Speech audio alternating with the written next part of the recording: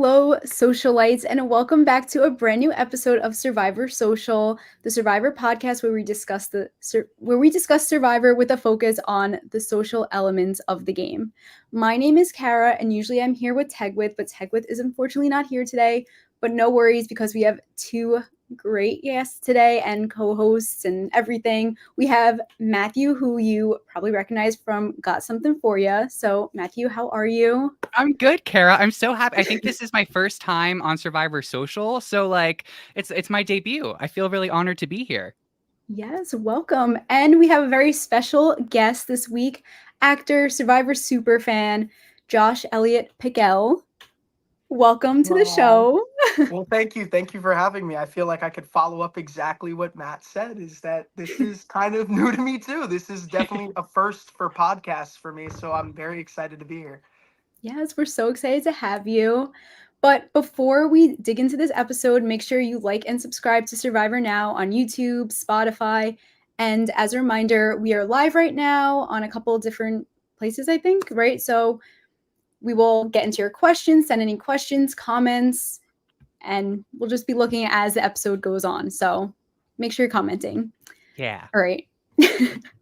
I was a little nervous about doing that intro, but I feel like I did better than I was expecting to do. Oh, So. you absolutely ate that. That was awesome.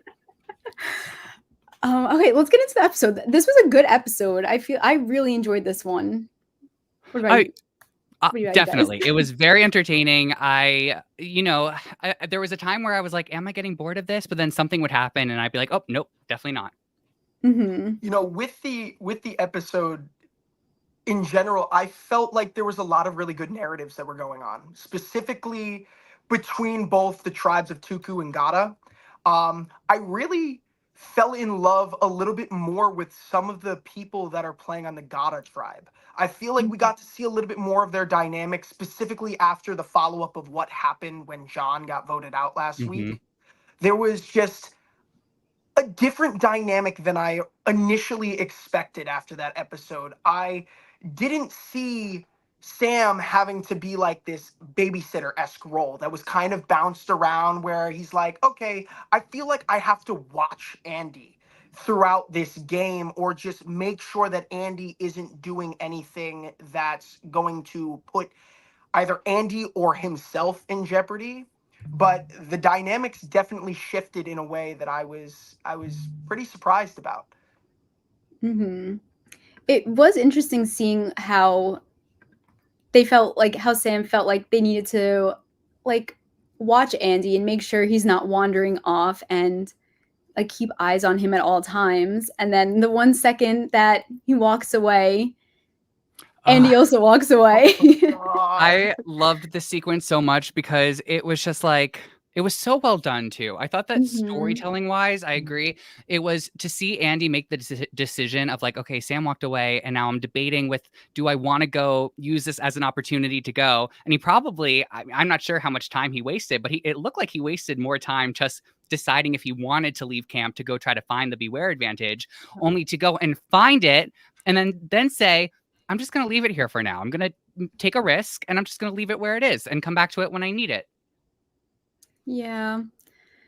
It was like so exciting to see him find that because, you know, like after last episode, finding that had to be like such a confidence boost and like made him feel good to like know he has that security.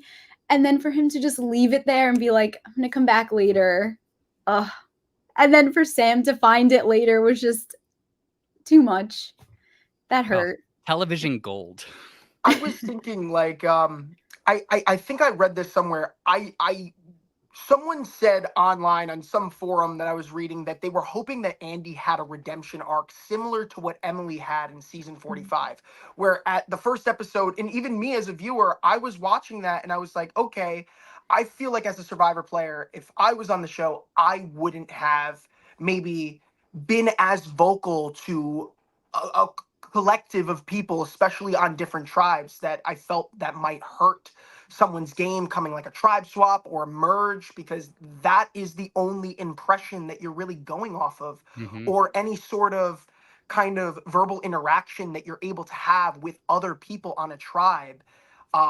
So I I was hoping that there would be some sort of redemption arc, because when I was seeing Andy, I was like, okay, maybe you shouldn't say that in front of everybody, that you were going to throw somebody under the bus. However, when he found the idol or the beware advantage, I was really hoping that he would take it in that moment. I feel like if you get an idol, you have to take it. You can't leave it there, or else if you're going to leave it somewhere, bury it, hide it, put it somewhere where no one's going to find it and you can come back to it later, because clearly it was found by Sam later in the But episode. I don't think he would be allowed to do that, though, right? That's the whole thing with Really? the beware I was going to advantage. ask that. Yeah, Do you yeah. think that he could move it somewhere, or it has to be in that same spot where I he think it found has to be in that same spot. I think that's written on the parchment. And I agree with Chris Oh. in the comments when he says, like, Andy was on the bottom. Like, I think it. So what? You know, like, so what if someone catches you at that point trying to find it? Yeah. Everyone is already assuming that you are looking for it. And yes, Brandon, we are live. It made me be like, just take it. Just take the advantage. Yeah. If you were in that spot, would you take the advantage? If you found a Absolutely. beware advantage? Yeah. Absolutely. Yeah. I feel like in any scenario where you find a beware advantage, I feel like you have to take it. Especially if Andy's kind of getting this sort of paranoia or getting these self-doubts that other people are scheming against him. I feel like in that moment you need to take it, or you need to tell production or to the camera, hey, I'm going to take this. I'm choosing to take this, but right now is not the best time to open this. I need to either keep it on me, or I got to hide it because I'm going to take it. I just have to come back to this at some point. Yeah. Maybe in the rules you would still lose your vote if that was the case, but if I'm Andy at that point, you have to take the advantage. Yeah, I think so too. And him having an idol would just be perfect for him in any scenario. And like, he really didn't have anything to lose by not taking it. I mean, by taking it, he didn't have anything to lose. Except his vote. For Except his vote. But you know what? He wouldn't have had to tell anyone that. Yes, No true. one needed to know he found it and whatever. I agree. And Would then you have taken it? I would have taken it. Yeah. Yeah. And like we said, he's on the bottom. Like, he can go out and just look for it, and then if everyone knows he has an idol, even better. I feel like he could just play it, or they could think he's going to play and then he doesn't play and they vote someone else out, and he's not in any worse of a position. And I think we saw that sort of play out with Gabe in this episode, where everyone was very clear Gabe had the idol. I'm not even sure. It was funny. I don't want to jump too far ahead unless we go there organically, but I'm not even sure if Gabe really knew to the extent how much people knew about his idol on that tribe. I was like, did this come as a surprise to him at tribal council when everyone was so quick to be like, yeah, Gabe has the idol? But we saw it play out where everyone knew that he had the idol and he chose, I'm just going to play it. When, I really respected that. At first I thought that when I was first watching the episode, I thought maybe that's not the best move, because if you would have heard that it was Sue, I would have thought Gabe would have played it on Sue, or at least showed, hey, Sue, I'm here to play with you. I'm looking out for your best interest. I'm going to play the idol for you because I don't think it's going to come on me. But when I thought about it, I think it was a really safe move. You already hear that people are suspicious that you're going off into the woods and you're trying to be Tarzan. And with that, I feel like flushing an idol is a really good reset, because it shows you, hey, I have the idol. I found it. I'm going to flush it. I'm not playing it on anybody, so I'm not choosing any sides. Yes. I think it's a really good reset. But if we're talking about the Tuku vote out, I think I feel the worst right now in this current situation about Kyle. I feel like he was completely blindsided about that vote out. He did not see that coming and he was shocked. So without that idol, I'm rooting for Kyle to go find that, knowing he's on the bottom next episode. And if he I feel like there's gonna be some narrative of Kyle and Gabe looking for the idol when it comes to episode 3. Ooh, that would be interesting to see if Kyle does find it and what would happen there. I mean, I agree. I think Gabe playing the idol, I feel like it made sense. I think it would have been fun if he played it for Sue and then that would like bond them a little more. But I feel like they have a close bond anyway, so probably doesn't matter. But I feel like I said this a lot last time. Like, if you find an idol, play it. You know how to find it again, so you could just find another one. So like, I feel like that's what Gabe's gonna do. Yeah, I agree. Plus, everyone knew already. So it's like, what are you gonna do? Just hold on to it to the next one? And I agree with you, Josh. I think it was a really smart move to just play it for himself. Yes, he could have played it for Sue.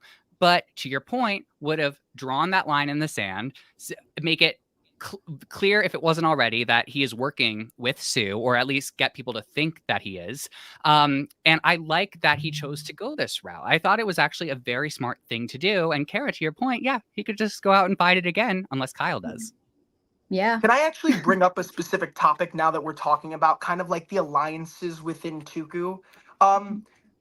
Side note, I feel really bad that Gabe had to do all of that work to find an idol good for 3 tribal councils and ended up having to flush it his first tribal council. But to your point again, if he can find it once, he can find it again. And I feel like Gabe would probably be the front runner in terms of looking for an idol and trying to find it again come the next episode. But when I'm looking at the tribe dynamics and socially, when it comes to Tuku, I had this thought of, I know that Gabe is trying to use the idol as a way to bring people in on his alliances. He did it with Sue, and Sue was immediately like, okay, I'm drawn to you. I don't want to be on the wrong side of this idol. So I feel like working with you so that I know where the idol is and I know it's not going to be used against me would probably be the strongest benefit for my game. However, in episode 1, Sue mentioned that she saw Caroline as sort of like a daughter, or that Caroline reminded her of her daughter watching Survivor back home. I feel like when it comes down and push comes to shove, Caroline and Sue are going to be a stronger alliance together than Gabe is with any one of them. Caroline specifically said in episode 2, I don't feel like we really have that trust between each other. And Gabe just said, hey, I have an idol. Hopefully this will do it. And Caroline bought into it for this first episode that she knew of it. But when it comes down to who has the greatest ties, the strongest bonds in that tribe, I see Caroline and Sue being probably the strongest duo in that tribe. You make such an excellent point, because it's like, I had this thought while watching it too. With the thing with Caroline, you're right. It wasn't until Gabe showed Caroline the idol that she was like, okay, maybe I can trust Gabe. But before that, she was like, no, I can't trust Gabe. And it was interesting because I was like, Caroline, who are you aligned with? I was like, yes, Sue, but like, who else, Caroline? Right. And like, with the idol that Gabe had, I feel like, first of all, I feel like he had nothing to lose with it. It was only good for 3 tribals. So like, after that, he can't hold on to it for any longer. So like, showing Caroline that he has it to build that trust with her, I feel like was such a good move. And to highlight Caroline's game, I didn't really know how I felt about. I didn't have any impression on Caroline based on the first episode. I don't feel like I was really seeing as much of her personality, her gameplay, how she was planning to play this game. But episode 2 really surprised me, because when I saw Caroline and I saw the way that she was approaching the game, the strategy, how she was being very careful, she showed that she's an extremely smart player in this game, and that she's being extremely cautious with the people that she wants to put her trust in and those that she wants to work with, especially on Tuku. So I feel like I can see Caroline being one of those players that everyone can trust, everyone can work with, because she's somebody who said something that was pretty honest to Gabe and said straight up, I don't know if I can trust you. A lot of people on Survivor would usually either not say anything or lie straight to their face. She was straight up and said, hey, I don't know if I trust you. I don't really know if we've built that bond yet. It's not that I'm saying I don't want to work with you, but we have to build up this relationship if you're somebody who I can see myself working with in the future. I think she's going to be somebody that we can see making it really far in the game, especially on Tuku. Yeah, that was a really interesting approach that she took with Gabe when he came up to her and she said all of that, because that isn't something you see often when people are trying to like bond with people or make alliances. So that was really an interesting take, and I feel like it, like in other cases that could be red flags, like why is this person saying this to me, that they don't trust me, they might not want to work with me. But I feel like I mean, it didn't scare off Gabe, so that was good. Yeah, it didn't scare him off. He was like, "All right, you need proof. Here's Oh, the idol." You know, like yeah. it was very definitely, to give Caroline the credit, whether or not she intended to.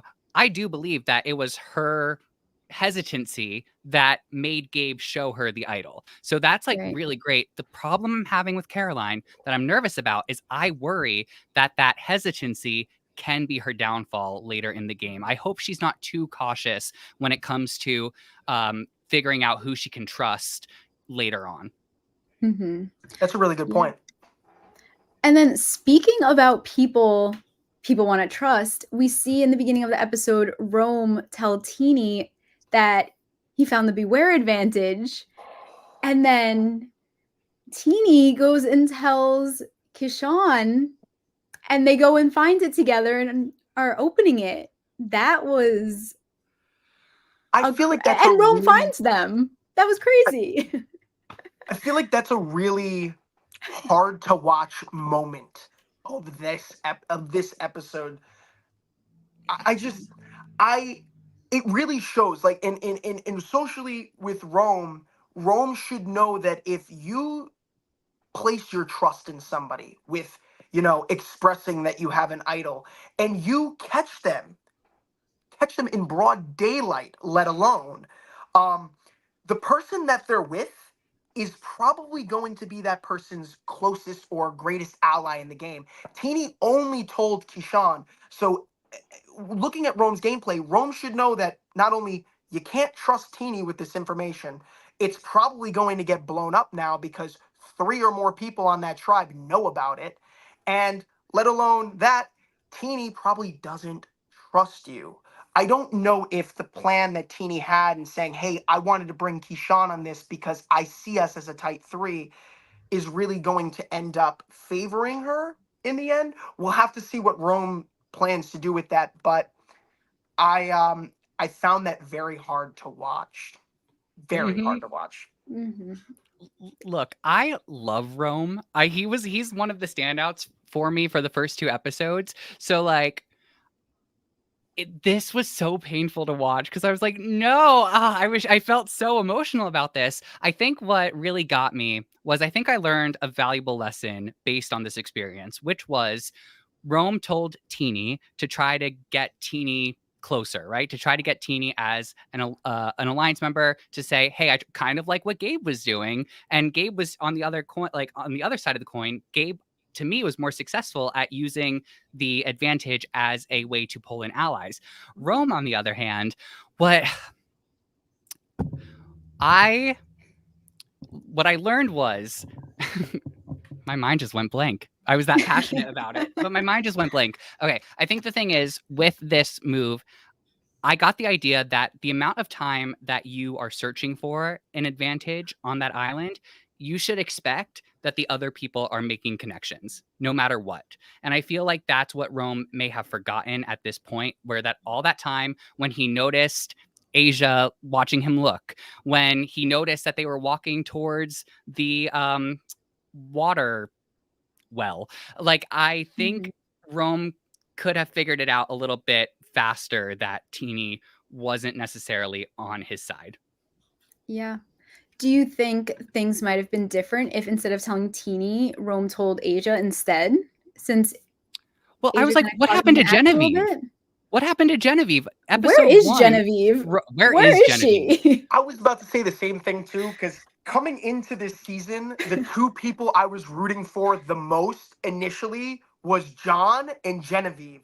I kind of like that Genevieve's not really being shown, because she's not really being shown as one of the bigger social threats on the tribe, but she's not also being thrown as one of the bigger, like, threats to get out. I feel like she's got probably the perfect middle ground. But it's funny you say that, because while everything was happening with Rome trying to look for that idol, pouring water on tree bark and going to the well, Genevieve was a part of those initial conversations on the beach, but she was nowhere to be found when they were looking for Rome. I was sitting here like, where is Genevieve? Is she using the bathroom? Is she tending the fire back at camp? She's got the perfect middle ground where she's not really in a major alliance, but she's not really being perceived as a threat, which I like, because I think it's going to be a good spot for her to be in when people are looking for numbers or kind of a tribe dynamic shifts in a way. But to answer your question about, do you think it would have been different if Rome told Aisha? I don't think it would have been different at all. Specifically because Aisha was the first one to call out Rome when Rome was looking for the idol by saying like something like, "Hey gamer," like calling it out like that, letting Rome know in a sense, I know what you're doing. I know you're looking for the idol. I want you to know that I know. And Aisha was the one who brought that information to everybody, which got her in that 4-person alliance. It's true. Yeah. And you know what? I feel like, okay, if you find something you want to tell someone, that's great. But maybe like keep it to yourself until you actually lose the challenge and then build the trust with it at that point, you know? Like right now, nothing's happening. You're just sitting there, you're winning competitions, like you're winning the challenges. You don't have to worry about who's going to be the first vote on your tribe. But when you lose, then maybe that's a good thing to then start building it up with people. What do you think? mean, the risk about that move is, I agree. I'm always in the camp of like, what really gets me is when people before a challenge say, "Oh, we're going to vote this person off. Oh, we're going to vote this person off," and then the challenge happens and that person wins immunity, or something happens where that person can't get voted out, and it's like, well, what are you going to do now? Like, you already wasted this time doing all of this. But something like an advantage, I do see a situation where if I'm on the bottom of the tribe and I have my advantage, and Kara, you and Josh are aligned, and I'm like, "Oh, but look, see, I have the advantage. Like, let's work together." It's like, no, we're not going to work together. You just told us just because you knew that you were at risk of going home. So that's my biggest risk when it comes to wait till after the challenge to do it. Okay, that's a good point. That's a good point. I actually like the idea of being able to use an idol, but use it after the challenge. In a sense where Rome or Gabe are in, where they haven't lost the challenge, but they've told an ally or somebody they feel like they can trust about the advantage, it gives more time to work. I feel like we've seen flaws in terms of Gabe and Rome and how they have looked for this idol. I feel like Gabe was not really nonchalant about finding this. It was pretty loud, dropping the box down the mountain. It was pretty obvious. With Rome, Rome kind of played this game of like, oh, I'm not looking for anything, like just kicking dirt around and everybody perceives it. Gabe did a great job of using the idol to draw in people, as it showed in this last episode. Rome, however, kind of dug himself in a grave by finding this idol, but acting like he didn't, and then kind of being like, oh no, I was just, going to the well and then walking the other way. It's just there's too many red flags that came up where if I'm a tribe member on that tribe, I probably would be a little bit hesitant. But for Rome's sake, I wouldn't tell anybody about the idol. I'd be like, okay, maybe I'm on the bottom, and then come up after a challenge loss and be like, hey, I have the idol. I'm going to play it. I'm not going home. Start scrambling. Yeah. That gives them less time to work, and it makes other people like, oh shoot, we have to figure out a name right now because Rome is going to play this idol and we can't vote him out. So who is it going to be?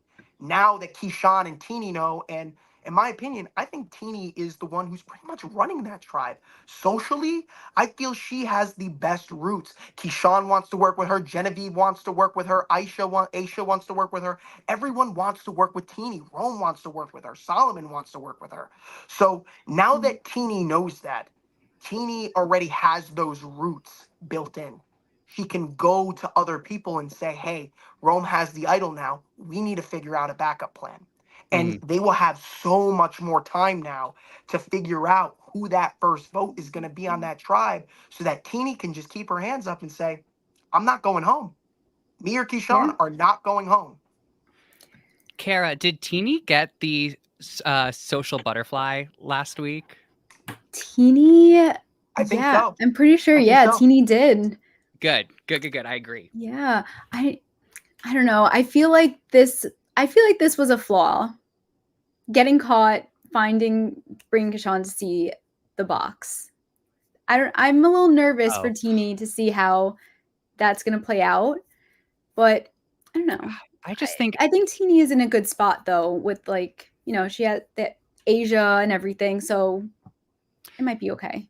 Teeny is well concealed, but the thing was, I was like, Kashawn would have believed you. Like, just tell Kashawn, and he would have Yeah. just believed you, and that would have been done. I don't think they did not have to go search for the box, especially at that time, where you like again, Josh, to your point, broad daylight. So yes, I agree, Literally. Kara. Absolutely a mistake. Mm-hmm.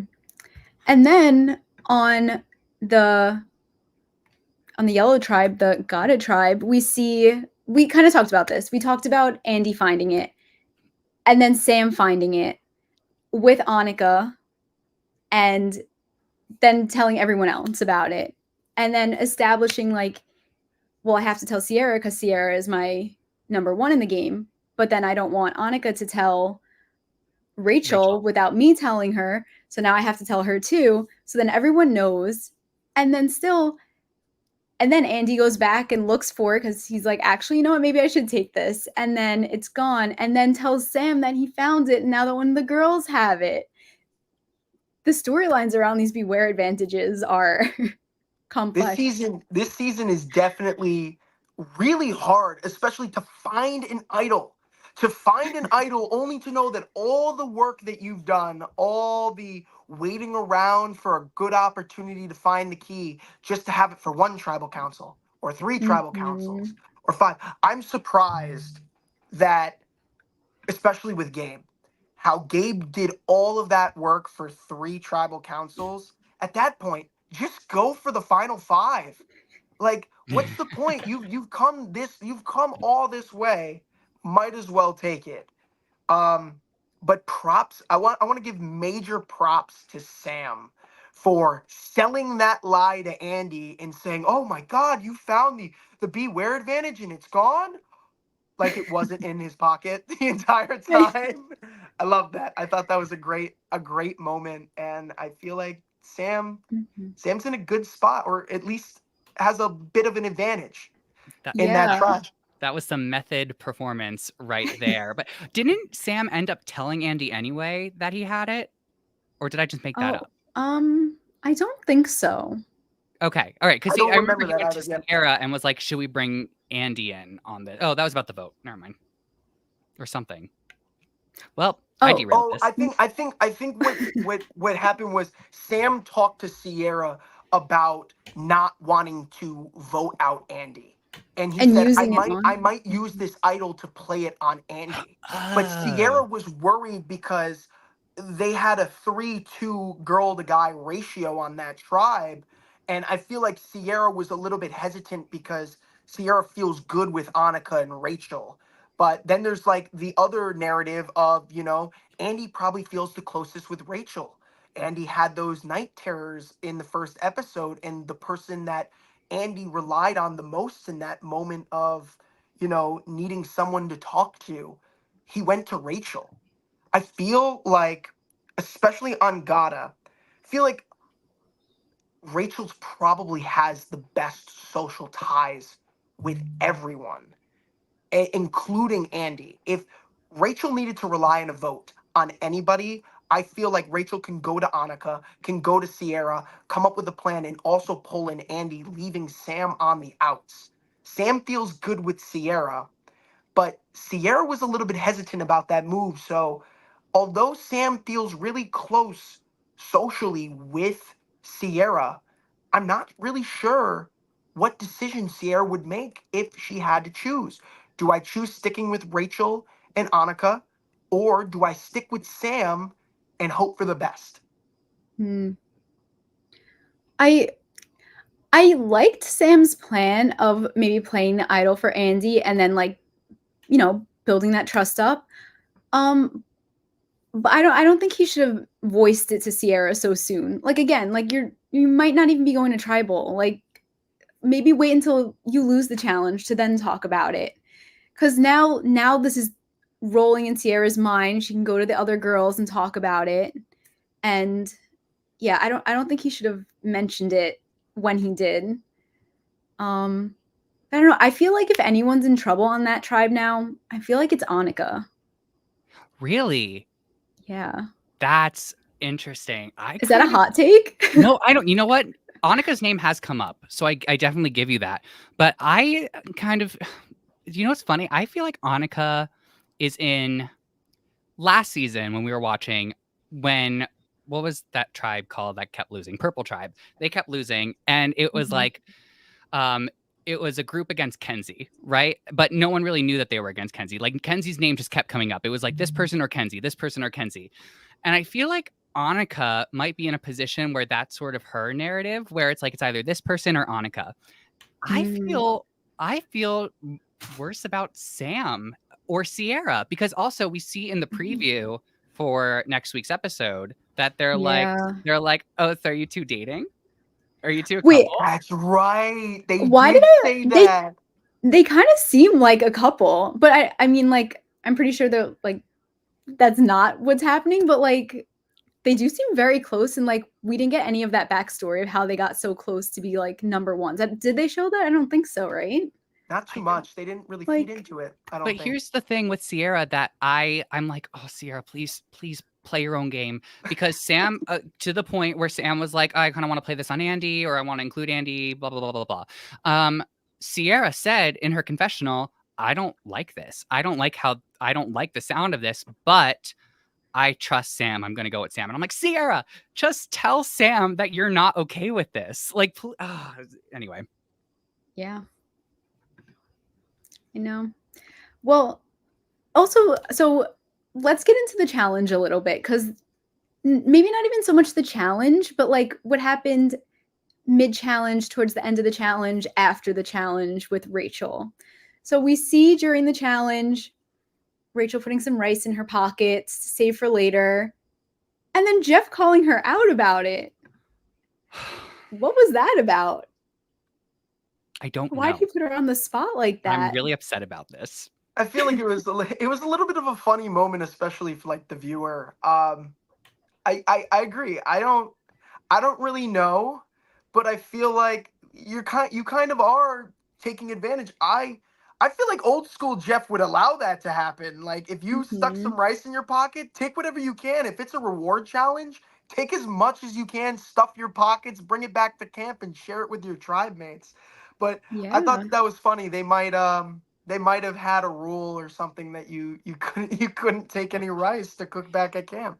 Even if they did, I wish they showed it. Like I wish they showed Jeff saying there's rice in these bags, but you are not allowed to take anything back to camp with you because this to me was just felt like it felt unnecessary to sort of point fingers at Rachel from Jeff, unless the rule was there, and then by all means, that's his right.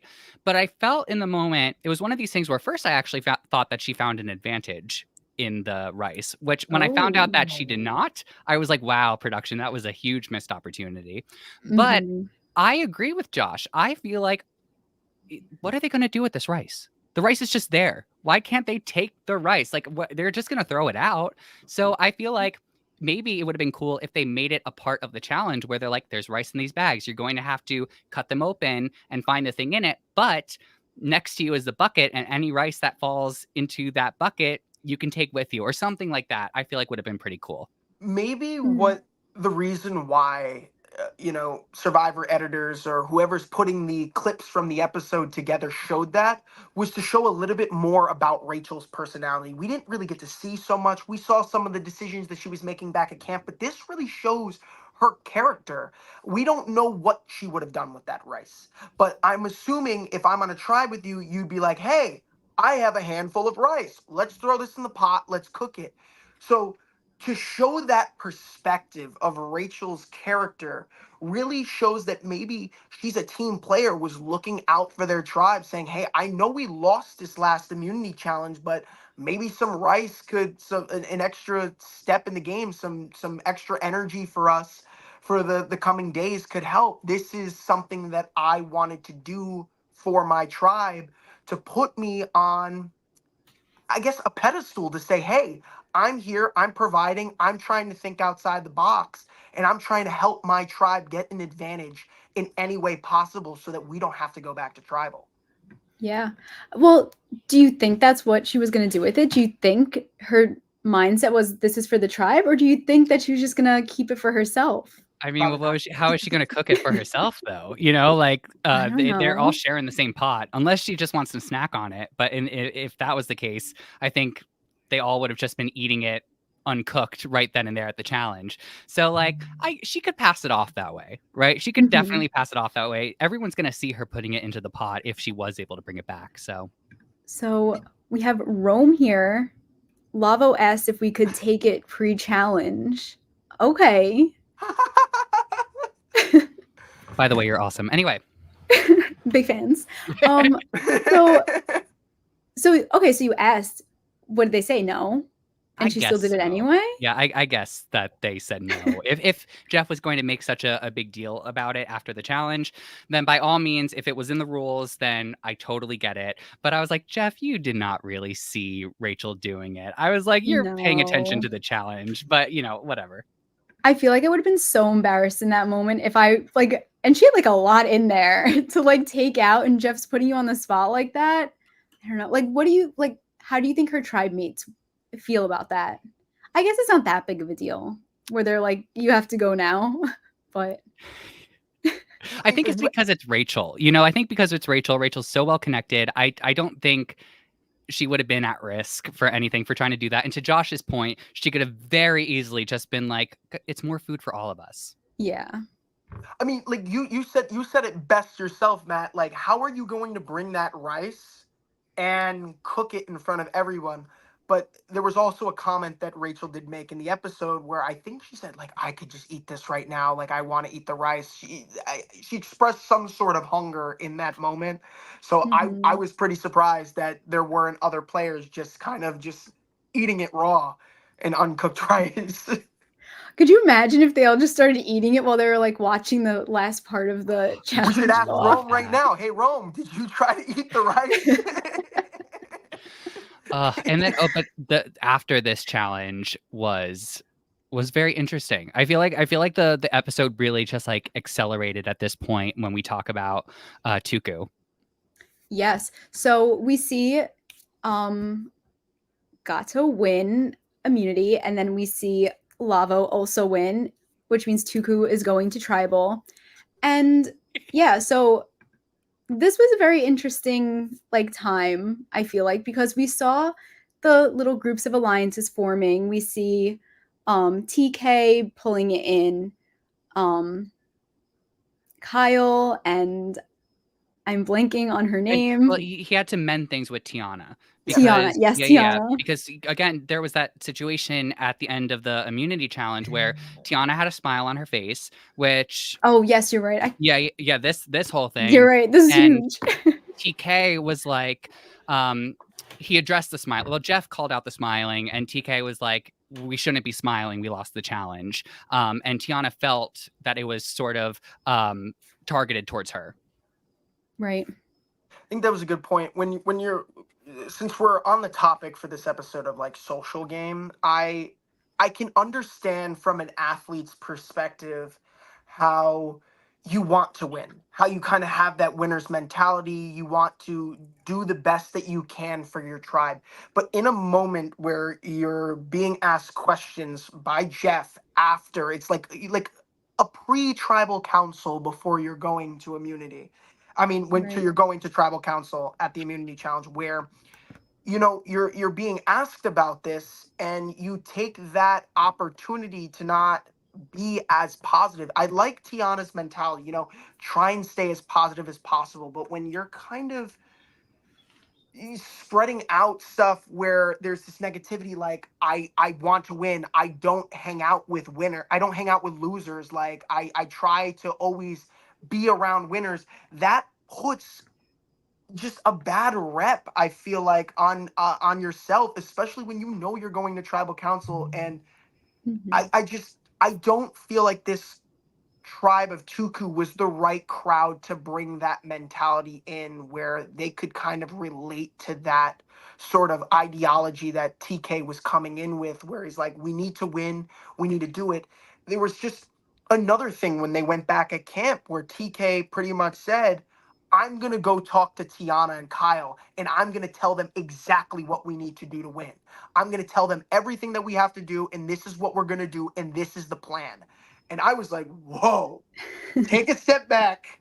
You can suggest situations, but I don't feel like telling them this is what we need to do to win is going to favor any sort of plan that you may have or bring up during tribal, especially for a first vote out when lines haven't been drawn in the sand. Because Tiana was sitting there not knowing where to go. Do I trust TK?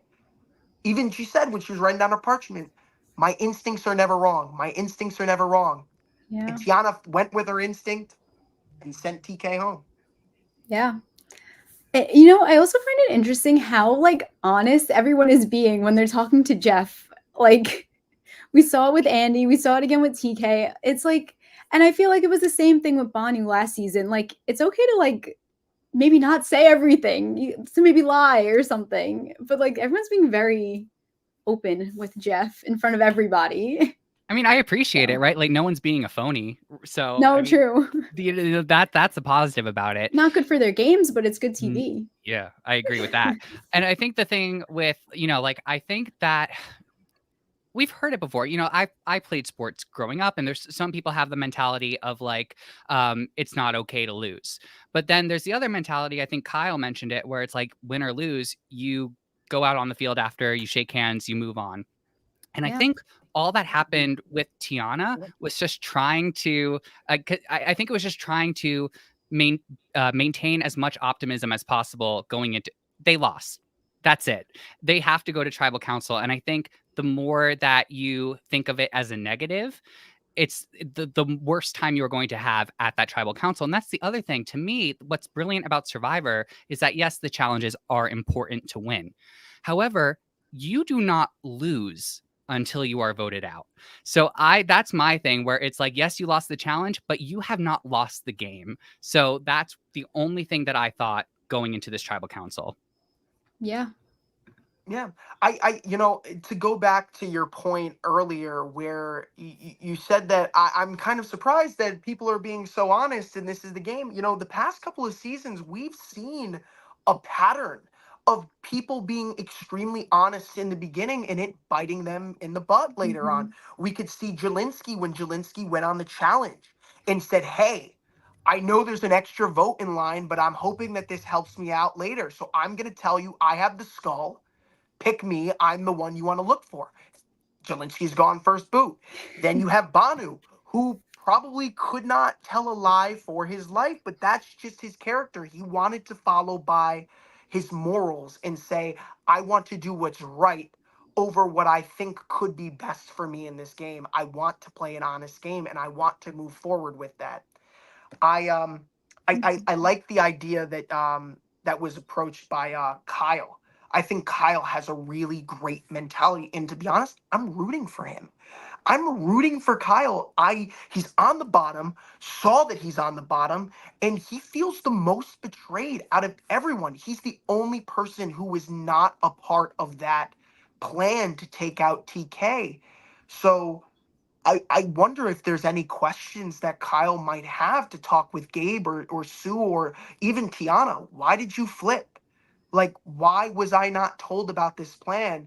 Maybe I would have been okay with it if you just brought me in. But nobody else has talked to me. Gabe, Sue, Caroline, nobody's come to me about an alliance. So, I'm an open vote right now. I'm sitting here on an island and I don't think I should be the next person to go. Yeah. I know it's going to be interesting to see like who's going to pick up Kyle, or is Kyle going to start his own new alliance? I feel like he's probably not going to. Well, I don't know, because I guess going into it, he thought Gabe and Tiana were with him, and then both of them just flipped. I don't know. I don't know. What do you think, Matthew? Well, can I say something kind of controversial? Let's hear it. Yes. I think they should have voted out Kyle. Why? Yeah, I said it. I think they should have No. voted out Kyle. I think TK was able to. I feel like you know what you're getting when you have TK. I feel like TK has been very honest about who he is. He's been honest on the mat. Sue was able to, in her mind, Sue was able to read him, right? Like in a way, like we saw that segment at the beginning of the show where Sue was trying to take a nap, and we had TK and Kyle talking right next to them. Which, by the way, I was like, Sue, you can move. And I mean, yes, there's also the argument that TK and Kyle TK could have stopped talking. I was like, they could move. They could have moved from each other. You know, like, Yeah. I think the They whole didn't have point to was stay so close. Sue mentioned that TK and Kyle were supposed to go there to sleep as well. And I think that's why Sue was a little bit upset, because all of them were supposed to sleep, but TK was just talking the entire time and didn't take a nap on the beach. well, okay, all right. I don't Chris, know. That I see Sue's point of view. I would be kind of upset if I'm trying to take a nap and we came here to take a nap on the beach. Don't talk. Let me Yeah. sleep. And like TK knows that was the whole point. Like, did why are you they talking? all went in agreement that it was nap time? I think that's what I might be wrong. I think that's what Sue mentioned to Tiana when they left, and they were kind of talking about how TK just wouldn't stop talking. I might need to rewatch that, but I even don't if know it why that's wasn't, ringing in my head. even if it wasn't though, like, doesn't TK see them sleeping or trying Yeah. to sleep? Like, read the beach a little bit, It's you know? it's Like, the read the room. awareness. Listen, I want to double down on my point because I feel like Yes. the better move would have been voting Kyle out, because I think there is more of an opportunity for Kyle to become an extra number for someone there, whereas Mhm. TK was already iffy with some of the people on the tribe. So that's where my reasoning is game wise. I feel like Kyle has more of an in at this point to be taken in as a number for someone else to make a move against someone else.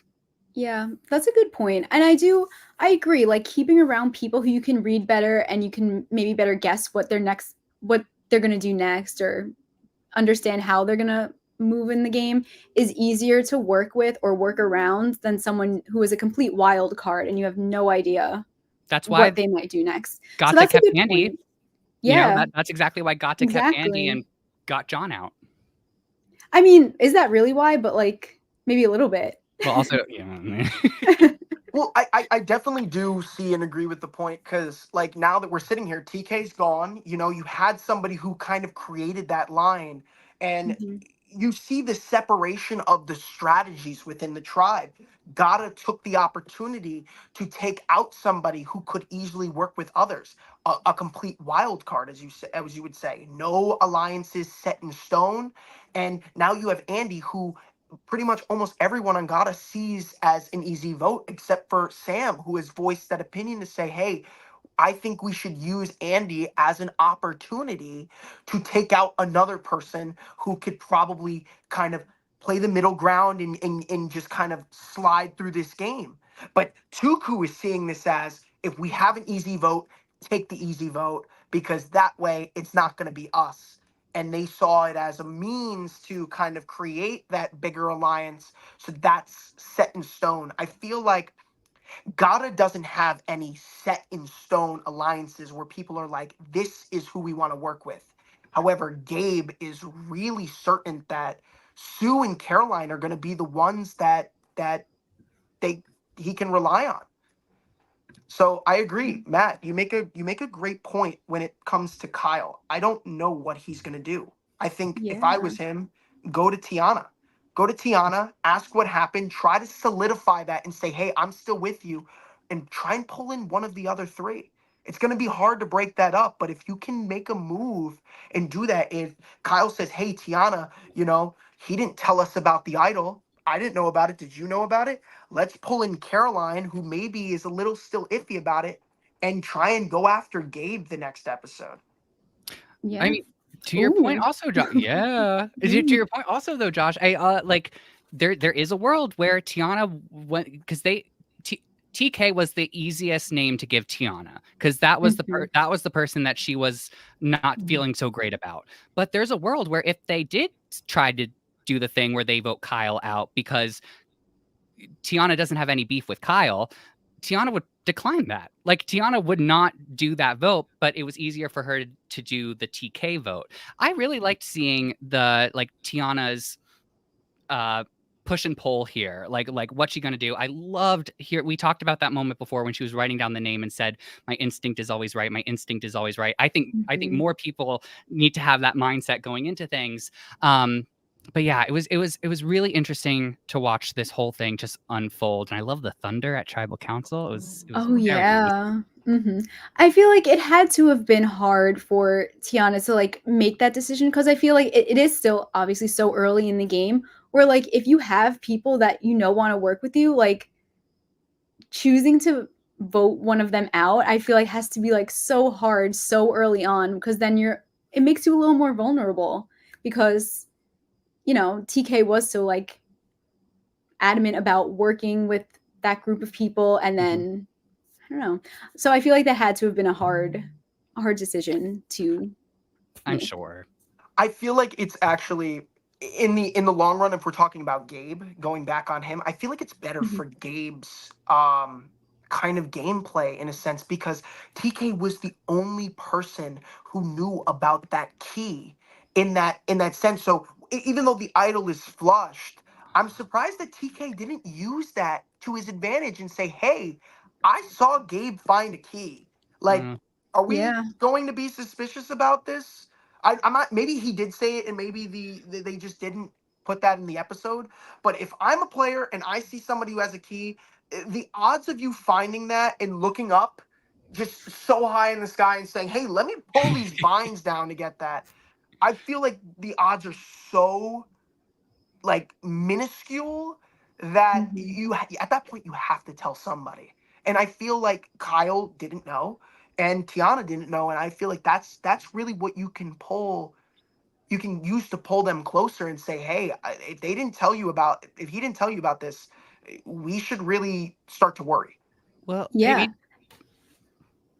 Oh, go ahead. No, it didn't seem like they knew early enough to do anything about it. But it seemed like at tribal council, everyone knew Gabe had the thing.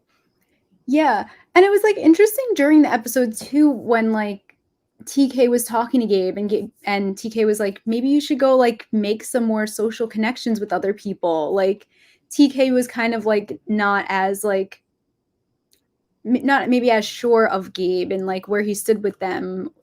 I don't know. I felt the whole vibe was a little weird, but like Gabe had like his whole thing going on. And then at Tribal we hear them talking about Sue and TK was like who's talked to Sue, you know? Like that whole thing was very interesting where That's a really good point because I feel like when I was watching the episode, I thought the same thing, and it's just a reflection on how TK had played that game up into that point. TK wasn't paying attention. He was in the sense of TK was so focused on his own game that the major aspect of Survivor is focusing on other people. Who are other people, talking to the most? Who's going off to get water together? Who's going out to get, firewood or to get coconuts or whatever? Just who is spending the most time? It's having that social awareness in the game that's going to keep you alive and that's going to kind of give you the idea of who you can trust, who you can work with, and who you can form alliances with to gain the votes you need to be successful at a tribal council. And that is the reflection of, I feel like, TK's perception, at least for this game that he's played. Because if he didn't see how many people were talking to Sue, Sue knew about the idol. Sue had those alliances with Caroline and Gabe.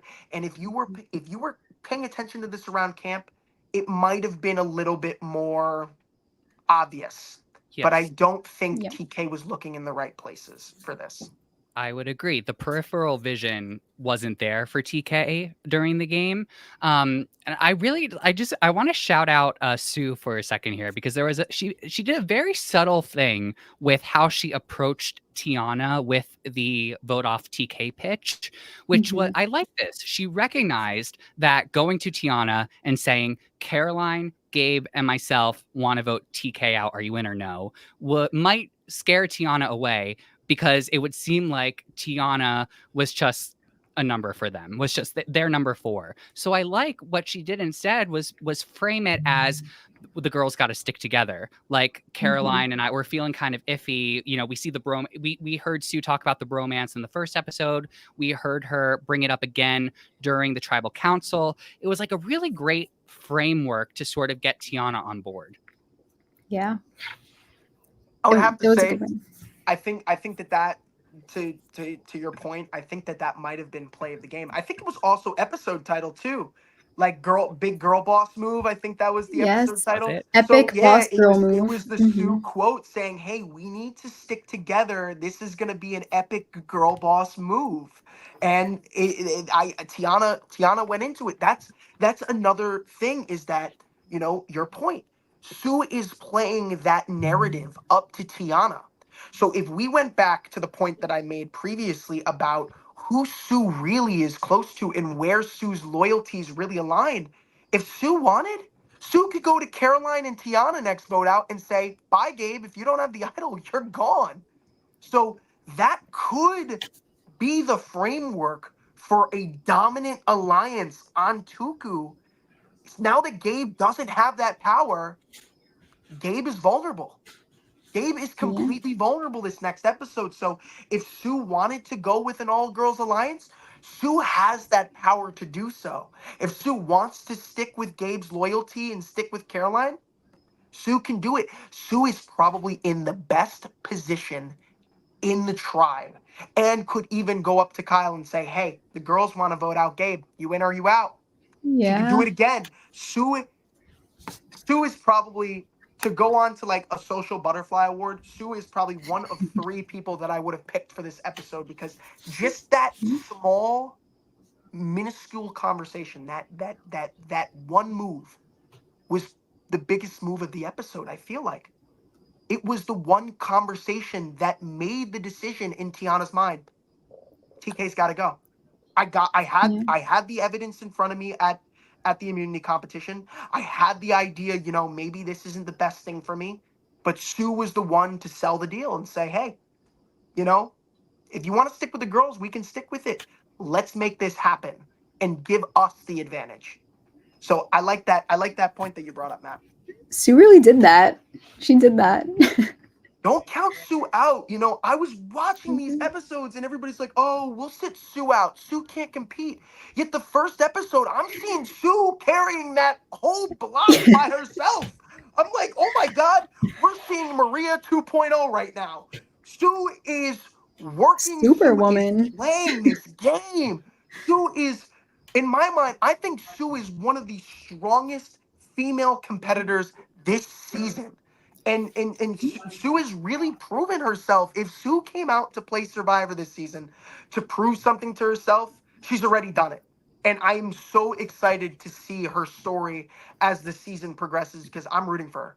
I think she's great. I love Sue. Sue is what an impressive woman, honestly. So far, these 2 episodes, like, she's doing it. But we're going to go to a quick commercial break, and then when we get back, it'll be social hour. So stay tuned, and here we go. What's up, guys? I'm Todd Herzog, the winner of Survivor China, and I am here with Survivor Now Podcast, the best source for Survivor information, to show off what I do for a living. So I make custom Funko Pops. If you haven't seen or heard, you can check it out on Instagram at Todd's Pop Shop, or you can message me, toddspopshop@gmail.com, to order your own. And if you mention this podcast, you will get $10 off and a free torch. So it's pretty freaking awesome. I'm going to show you a few right now. We've got Troyzan here, Phil from The Amazing Race, JLP, host of Australian Survivor. And look, little Charlie. Anybody you could possibly imagine or want yourself playing an LRG or an ORG, or just with your loved one or family or pets or anything like that, shoot me a message. I'm happy to make it. You also have the chance to win a free custom pop if you sign up for Survivor Now Podcast Fantasy League. So it's pretty awesome. And it's fun. Like, who doesn't want to be a part of that? So yeah, hit me up, get your custom pops. It's great holiday gifts, great birthday gifts. We got a new season of Survivor right around the corner. I'm excited. I'm sure you're excited. Let's get this going. Love that. Todd is great. Love seeing the pops. Yeah, I'm with Chris. I like seeing this commercial every time too. Yeah. It's such a good one. Okay, so like I said, it's time for social hour where we're going to get into some questions that people have sent in, or if you have any questions right now, send them in and we'll go through them. So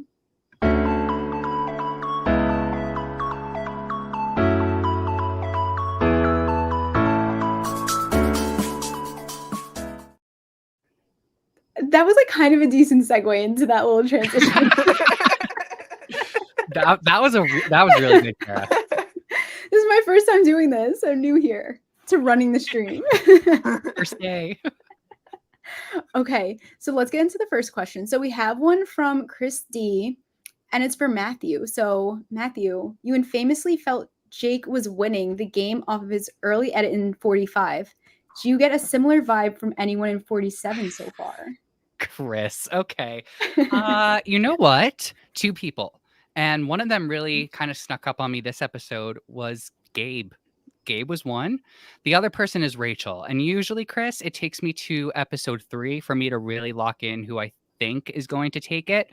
So I'm between those two right now, but we'll see if anything changes week 3. Okay. What about you, Josh? Do you have like someone that's a Jake vibe? I loved Jake in 45. I rooted for him. I rooted for him because like he also has that acting background, because Jake actually teaches kids. Yeah. And I relate to that. I teach classes over the weekend here in Connecticut, and I love it. I teach kids, I direct them in shows, so I related to Jake so much, and I wanted him to win. I wanted him to win so bad. So I have to agree with Matt. I see Rachel going really far, and I feel like it's gonna be a game where Rachel is just right in the middle, but it has so many roots to everything with Andy, and isn't like the major target on the tribe in terms of like who has power. So Sam, I don't feel like would target them, but I feel really good with Rachel. The other people that I feel like I can see winning, my pre-show pick was Genevieve. I feel like we haven't seen so much of Genevieve. When are we going to see a little bit more of Genevieve's gameplay? So I'd like to see a little bit more of that. But in terms of who I really think is like the under the radar pick, but I think can really make a move, I think is Caroline. I really, really like Caroline. Ooh. I after this episode, it kind of put her on the radar for me, where I was like, I can see Caroline winning this game, because I know that she's a little bit cautious, but I think she's going to make the right moves when push comes to shove. Okay. Kara, how about you? Okay, someone I think, okay, like Jake vibes, or who I think's winning? I guess winning. What is the question? Okay, Yeah, my right. winner pick is Sierra. So, and I feel good about that after this episode, seeing her relationship with Sam. I don't know. I feel like she's in a decent spot, so I'm feeling good about it right now. Isn't she also on your draft? Yes. Bias. Oh, I yeah. picked John. She's my first John as pick. my winner pick. I thought John was going to win it. And then I was very Yeah. disappointed after episode 1. Then I was like, oh, great. It's okay. I was there last season. I picked Jelinski, so. I picked Jelinski last season too, so this is like back to back for me. This is really sad. I'm not good. But to talk about last season for a quick second, I loved Q so much, and I really hope he comes back for Survivor 50. I really hope Q comes back. Mm-hmm. I loved last season. I thought it was such a good one. Okay, another question. We have one for you, Josh, from Chris. As someone who comes from an acting background, if you had to cast anyone from Survivor to play yourself in a movie, who would you choose? To play myself in a movie?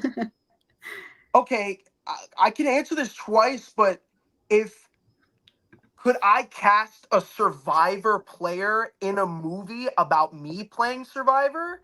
I would probably cast Tyson. I would love to see Tyson play me in a movie about me playing Survivor because I think that I would play similarly to Tyson. I would have said if anybody's familiar with Big Brother, I feel like a similar gameplay that I would have would be Tucker of this season Oh. that just aired. But if somebody was playing me in a movie who was on Survivor, I don't know, somebody who has a lot of energy and just probably doesn't shut up when they need to. So if we're casting someone from 47, probably TK. I'm probably gonna be a TK. I'm not gonna lie. I think CBS needs to get Josh. I think needs to get you on a TV show. Sounds like you would be a very All the buffs. I want one for my own, please. I have like a buff style. I have an exact way that I'd wear it. Headband for immunity challenges, wristband with the logo showing on With the at logo camp. showing. Oh man, I'd be so ready for all You're those buff prepared. styles. Like Teeny said, oh, was my buff style like, can you rate it for me? I'd be Teeny. Actually, I'd probably be Teeny. I'd be so worried about how I'm wearing the buff like 24/7 on the island. No, Honestly, that would be same. me too. And then I would just end up wearing it on my wrist because I'm like, it might look weird in my hair. I don't know. Josh, I feel like I got to know you just from your answers alone with that. That Yeah. was really surprising. I loved it. Thank you. We have another question from Chris. For everyone, would you be able to play the game with Andy? I'll let one of you start with this because I have a very, I think I have a very set in stone answer. I feel like I go back and forth with it, but like I'm leaning towards saying yes. So I think yes is my answer. I mean, obviously we saw like the whole thing with him and John not being like the best, but I feel like how like Sam is positioned with him now, like if you get him to trust you and you're like really on good terms with him, like that's a loyal ally and someone who is going to trust you for the rest of the time. So I feel like yes. That's my answer. What do you think, Matt? I Before I don't give know. my, I could give my answer if you need some more time. I do. I'm trying to answer this as best as I can. Do you have your answer? Yeah. So Okay. here's what I would do if the situations were different, and it was Andy who had the possibility of going home first, then in that first episode, I'd probably say, let's vote out Andy. I feel like I can trust John. I don't want to work with somebody who blatantly is saying, hey, I was going to throw John under the bus. I don't think that that's somebody who I can work with. But if I'm in Sam's position, episode 2, we vote out John, and we're moving forward in the game, Andy didn't have to say, hey, I found the idol and I put it back and it was here in this tree. And being in Sam's position, Sam found it. Sam knew that. But for Andy to say that and say, hey, I found the idol, I put it back, you know, I wanted to tell you this. And when I went back, you know, I didn't find it. That's honesty that I feel like you're really not going to get from other players as much. I feel like Andy's in a position where Andy needs to find some way to pull someone in. And if Andy was to tell me that and I had the idol, I feel like I could work with him. I feel like I can see myself playing the game because in Survivor, I mean, information is key, but honesty is really hard to find. Really hard. You know how Andy plays. He's pretty much throughout his gameplay and said, this is how I'm going to play this game. So you already can have the hawk's eye on Andy and be like, I know how you play.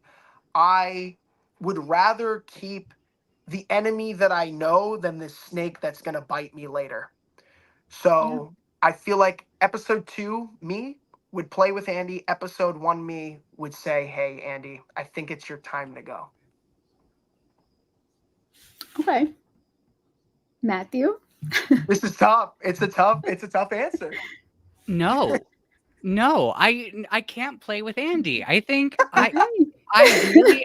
I really like Andy. Like I mentioned this on Got Something For You or Got to Something For You. Thank you for that, Chris. I Mhm. mentioned that on Got Something For You last week where I was like, oh, I really resonate with Andy and his story. Like, I really like this guy. But then the game wise, I can't trust him. And you just mentioned it, Josh. I got confused. I thought Sam had told Andy that he had found the idol when it was actually what happened was Andy told Sam after he discovered that it had already been taken. And that right there, where I was like, Sam, I don't think you can trust Andy because let's face it, yes, it's great that Andy finally told him that he did find the Beware Advantage and put it back and someone else found it, but he didn't tell him until it was missing.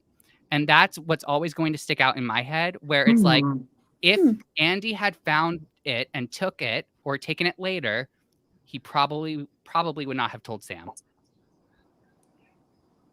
That's a I really don't good know. point. I think he would have ended up telling Sam anyway. You I don't think? think he can keep anything in. That's a Yeah. good point. I feel like if he didn't tell Sam, it would have came out in some aspect. I don't feel like Andy is the best player to keep a secret like that. Yeah. I just I hear both points, but it just depends on the episode that I'm currently living through. Whichever 2 to 3 days that I'm playing in Survivor, is it the first 2 to 3, or is it the last 2 to 3 that we just saw? I think it really Yeah. it really depends. But Andy, when you look at Andy as a vote, I feel like at this point you can tell Andy whoever you want to vote, and Andy will be like, as long as it's not me, and as long as you want to work with me, if you put in the effort to show to me that I'm somebody that you absolutely want to work with, you got to keep that paranoia at bay. But the real question is it worth taking the risk of having to babysit Andy and having to be that player that keeps him at bay and keeps him calm, cool, and collected? Is it worth putting all of that time and effort into Andy instead of just saying, hey, we should just get rid of him and I can figure out other players who are going to play a Well, calm game? this was a little different last season, but like a similar type thing where with Kenzie and Ben, how we saw Ben would have like night terrors, he'd wake up, have nightmares, and Kenzie would be there comforting him. And that like really followed through throughout the whole season. And I feel like it could be a similar situation with Andy where that's how you're building the bonds, by just someone being there for you. So, Rachel did that. Well, did she though? Did well, she?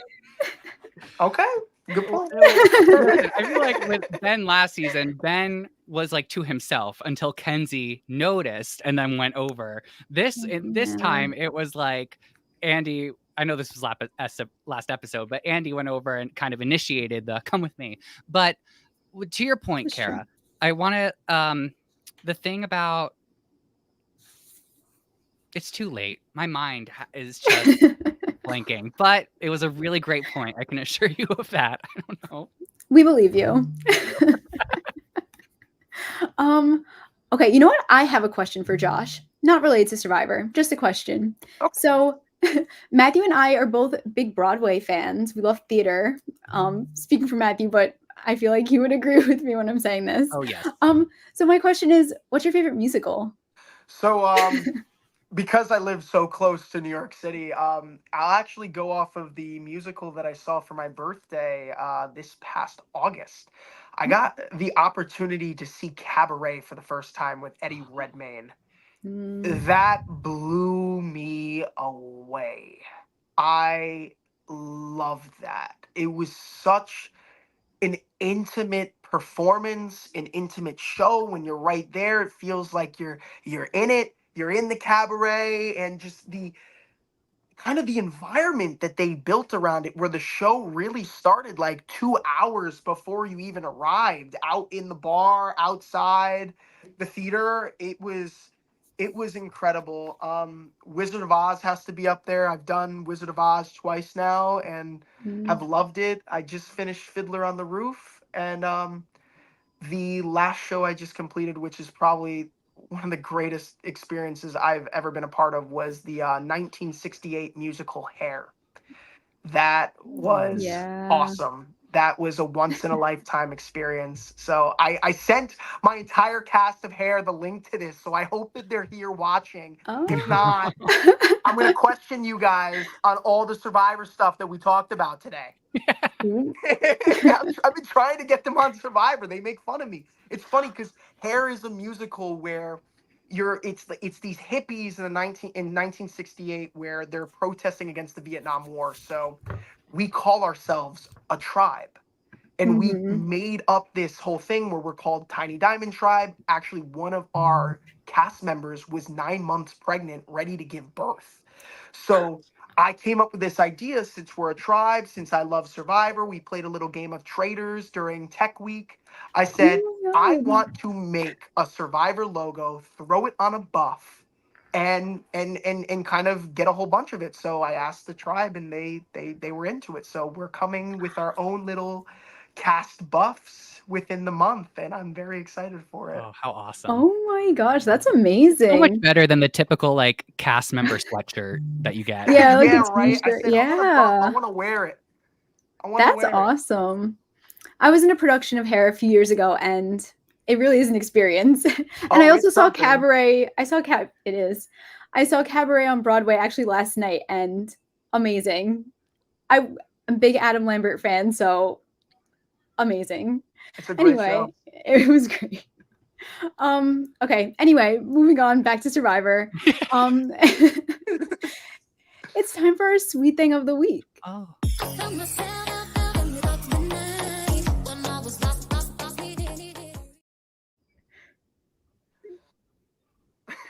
Okay. So does anyone want to go first? Are we still thinking? Do you want me to go? Can we talk about what a sweet thing of the week is? Yes, I know. I feel like as I was watching this episode, I was like, oh, I feel like I don't really have something specific. But so basically, I have a podcast with my cousin Kateri, and at the end of each episode, we give our sweet thing of the week, and we pick either like candy, like a soda or drink, or just like some snack that we like. Not really the case with Survivor because there's not so much food. Sometimes there is, sometimes there's not. So I can start. Mine this week is a moment, and it was Rachel taking the rice. That was my sweet thing this week of the episode. I enjoyed that moment, the camera work, zooming in on the pocket. That was mine. Matt, do you have one? I still think I need a little minute to think about this. I think my sweet thing of the week was Rome telling Asia that he wants to do the On Fire podcast with Jeff Probst. Yeah. Yes. Because he's done a podcast once. And I love that they focused in on Asia on this. I know. That was a great moment, actually. I love that. Can I pick two? Can I pick two for this? I feel like I want to go back to that moment that Sue had with just the gameplay strategy. I really like that. And I think that that's going to be a moment that's going to play a huge impact, possibly in the duration of Tuku and the rest of the game. But my sweet moment coming from an acting perspective was definitely the sell that Sam had to make to Andy to say, "Oh my God, you found," and he even said, "I did a little musical theater back in the day, but like I had to make sure he didn't know." So that was probably my sweet thing. I feel like Sam is becoming one of those players that now I like the most, only because I can relate to him the most. Sam is an athlete. I played a lot of sports in high school and some throughout college, and I also act. So finding that player that I can really relate to is something that means a lot to me, and it's a narrative that I definitely want to follow throughout the season. Yeah. All right, and now the moment everyone's been waiting for, the social butterfly.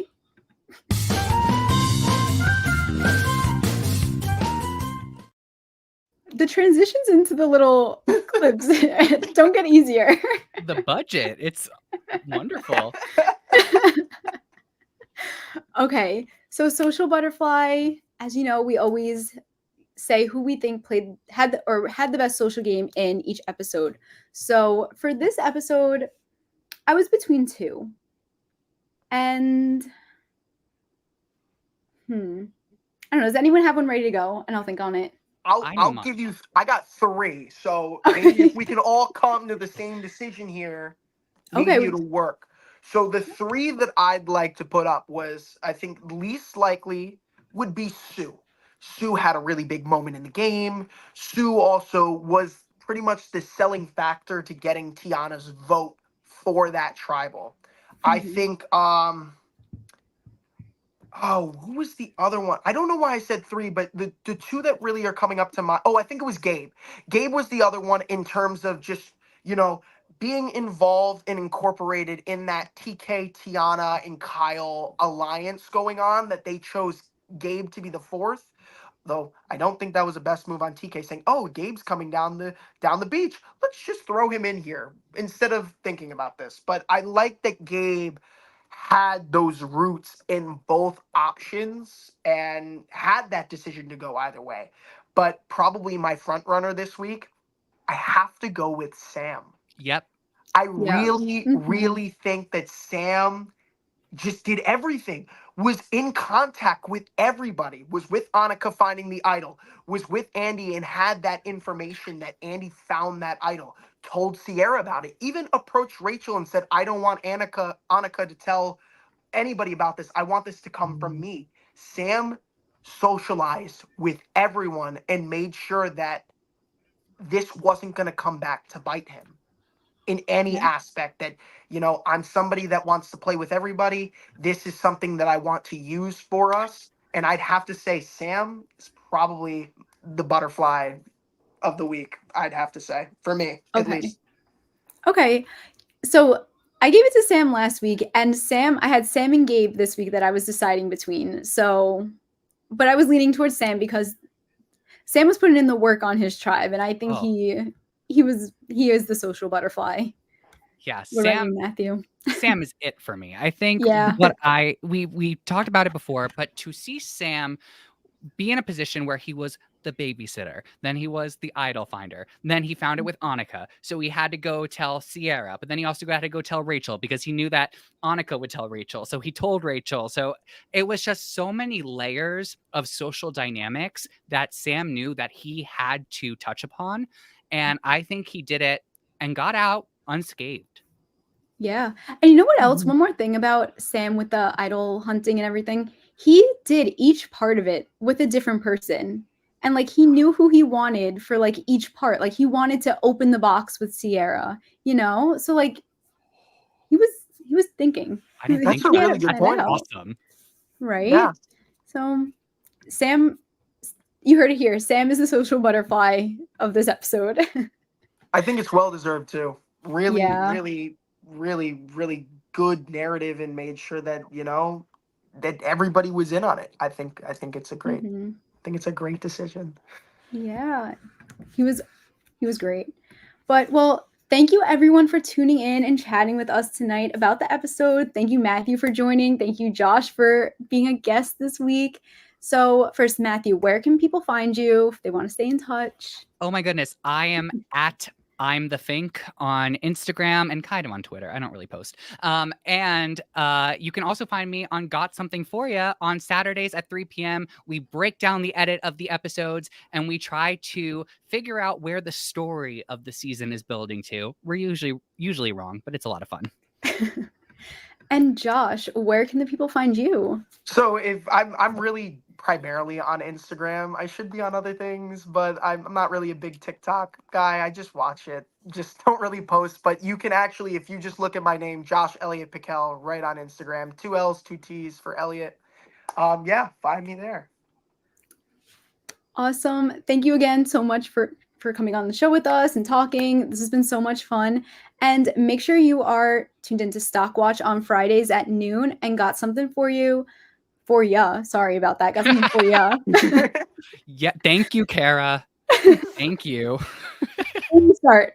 Make sure you tune in to Stock Watch Friday at noon and got something for you featuring Sifu this week. Yes. At 3. That's exciting. That's going to be fun. And remember to like and subscribe to Survivor Now on YouTube, Spotify, and we'll see you next week. And stay social.